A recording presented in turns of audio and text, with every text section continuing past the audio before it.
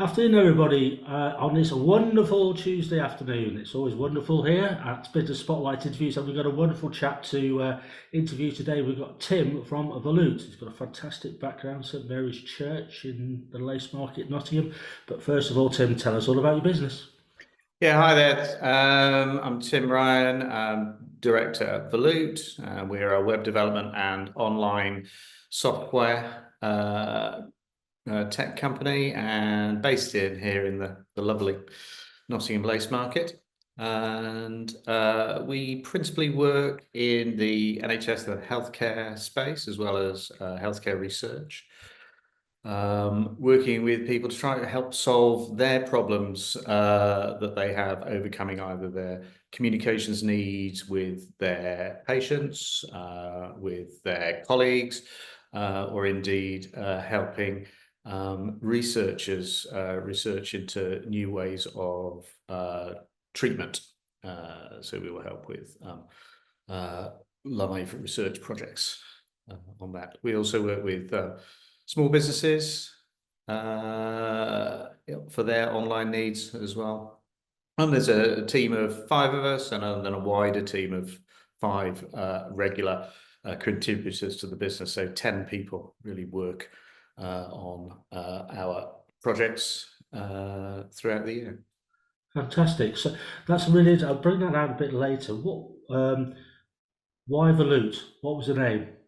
Yeah, so I set Volute up 25 years, almost to the day, actually. So it was late October 1999.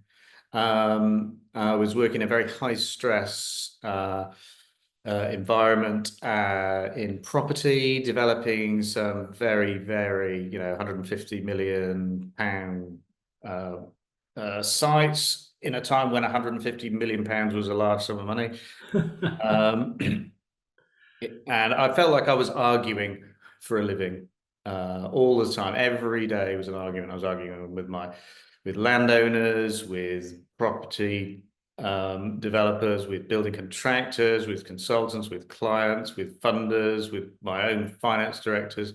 Everything was an argument, and after about 10 years, I'd pretty much had enough of it.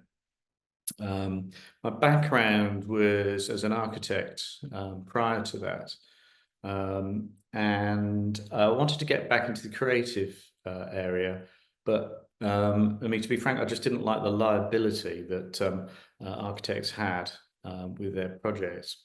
So I'd been fiddling around. I sort of managing our organization's tech as well at the time, and I was fiddling around with this new web in about 1997, and then I thought we could actually do, everything out here is so bad. I'm sure I could do better. So taught myself some basic coding, and then I was at a conference one day about developing your website, and I met an old colleague of mine, and she said, "Oh, we're about to commission a website." I said, "Oh, I'm about to set up a website company." She said, "Oh, do you want to do it for us?" And I said, "Yes, I'm sure we could." And she said, "The only thing is, you'll have to set up a company because I can't employ my friend."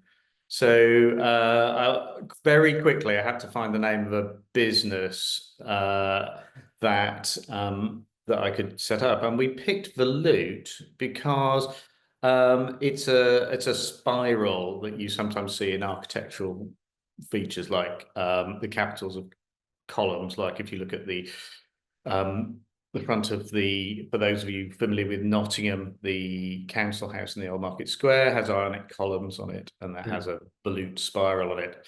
And I picked such an odd name because, quite frankly, I didn't know if the web would survive. I thought it might just be a passing trend, in which case I could carry on business in another sector. So, which amazingly has not turned out to be the case. However, in the early days, what I didn't see, in the early days of the web, search engines, the most popular search engine was Yahoo. Yes. And it was an A to Z listing. So, and I picked a company beginning with V. So it was an absolute terrible idea. So, but anyway, it stuck. Yeah, so that's the history behind the Volute name. Brilliant. And 25 years later, you're still here, which is absolutely fantastic. So, I mean, we were talking beforehand. So, what over those 25 years, what's been the biggest learning for you? Um, I think you really need to know your customers extremely well. I think you need to be in touch with your customers on a regular basis, whether or not you think they're interested in purchasing from you. I think that's really important. Um, uh, Web development, it's the sort of business that people will employ you to design a website, and then typically 5 years later, they'll say, it's gone out of date. We've changed our brand. Our market's changed. We need a new technology's changed. We need a new approach. However, you'll often find that if you keep in touch with people regularly, you can help them to improve their website incrementally. And of course, they'll employ you to do it.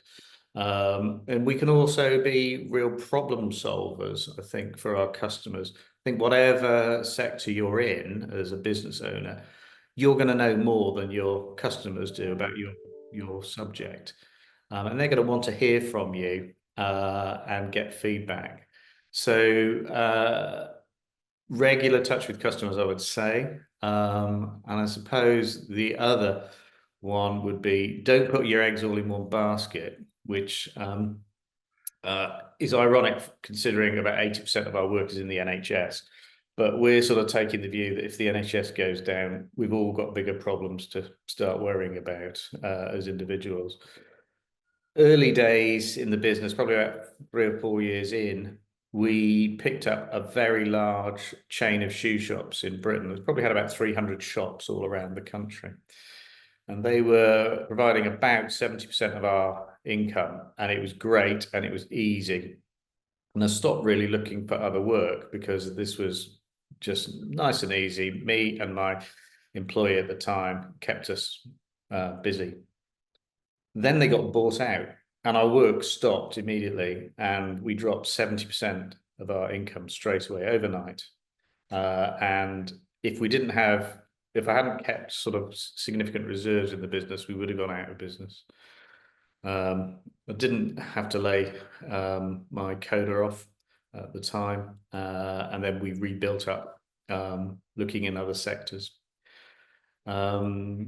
So yeah, those would be the two. Know your customers and don't get overexposed to one particular customer.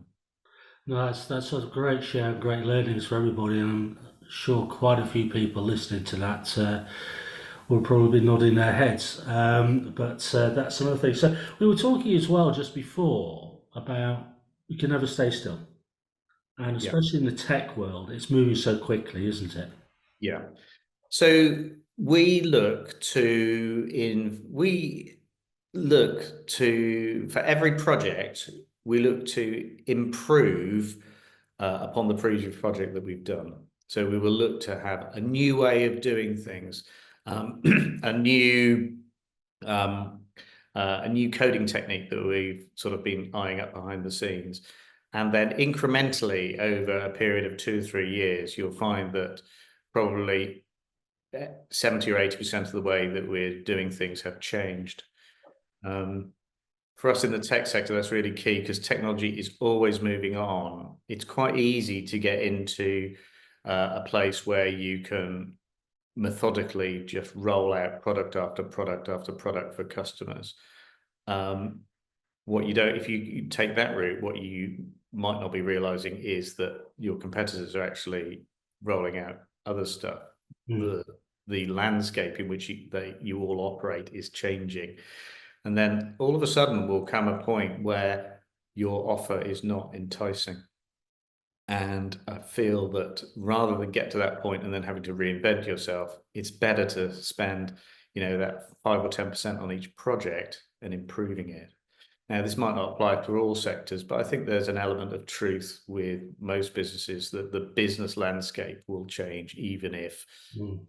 your particular offering isn't particularly changing the way people consume, the way people look to find out about businesses, the messages that they find engaging will change over time, no matter what sector you're in. No, that's a really good share again. So, with the benefit of hindsight, knowing what you do now, what would you do differently? So I think I was very cautious at first. I had quite a good paying job, and then I gradually dropped days from 4 days a week to 3 days a week to 2 days a week. I think if I could have got investment in order to go on big bang, I think that would have really helped. So I think undercapitalization was probably the mistake initially. Having said that, I think we're all a victim of our own personalities. So if I went into it again, I'd almost certainly do exactly the same thing. But that was a mistake. Yeah, in trying to. So it was all. I don't. We've never taken out a loan. We've just always reinvested a certain proportion of profits into business and new systems. Whereas, of course, the option is to finance and make a bigger hit. That's true, but it's worked. It's still here, 25 Yeah. years, so and that's a long time for a business going, and it's absolutely superb to hear that. So, final question: what is the best advice you give to an 18-year-old you? Oh, 18-year-old me. I think that you need to do interesting things, and that is whatever interests you, you need to do, and you need to be kept interested. The moment you're not interested, you're on the treadmill of work or managing a business, or working for somebody else. But if you're really interested, and if you really love what you do, then every day I come in, well, I've got this lovely view out the top here. I've got some great colleagues to chat with. I absolutely love the working environment that we're in, and I love working with our customers. And I think that that freshness is really key, because believe me, if you're bored, everybody else knows you're bored, and they'll be bored of dealing with you. What fantastic! What a wonderful way to finish. Tim, thank you so much for your time. Yeah, not at all. Thanks very much.